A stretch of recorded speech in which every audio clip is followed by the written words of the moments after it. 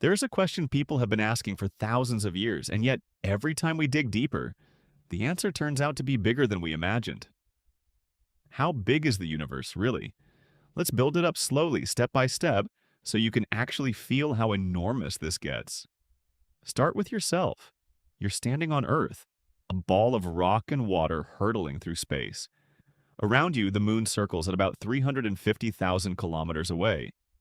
That sounds far, but with a rocket, you'd get there in 3 days. Further out sits the sun. Light, the fastest thing that exists in the entire universe, faster than anything else we know of, takes 8 minutes to travel from the sun to your eye. That means every time you look at the sun, you're actually looking 8 minutes into the past. If the sun switched off right now, you wouldn't know for another 8 minutes. The sun feels massive, and yet it's just an average star. Some stars are 100 times bigger. And all those other lights twinkling in the night sky aren't small lamps. They're other suns, some even bigger than ours, unbelievably far away. How far exactly? So far that kilometers stop making sense. Scientists measure in light years the distance light travels in one full year. A single light year is already more than 9 trillion kilometers. The nearest star after our sun sits more than 4 light years away. With the fastest rocket humans have ever built, that trip would take tens of thousands of years. And that's just the next door neighbor.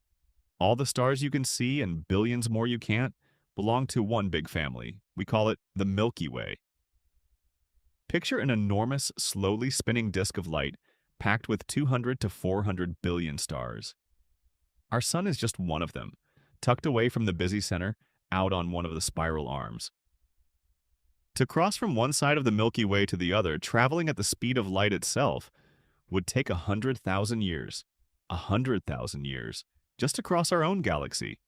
But now comes the moment where you really have to stop and let this sink in. Because the Milky Way isn't alone. There are billions of other galaxies in the universe, and each one holds hundreds of billions of its own stars. Our closest large neighbor is called Andromeda. On a clear, dark night, you can actually see it with the naked eye, a faint, hazy smudge of light. That light has been traveling for 2.5 million years before it reached your eye. So when you look at Andromeda, you're not seeing what it looks like now. You're seeing what it looked like before humans even existed on Earth.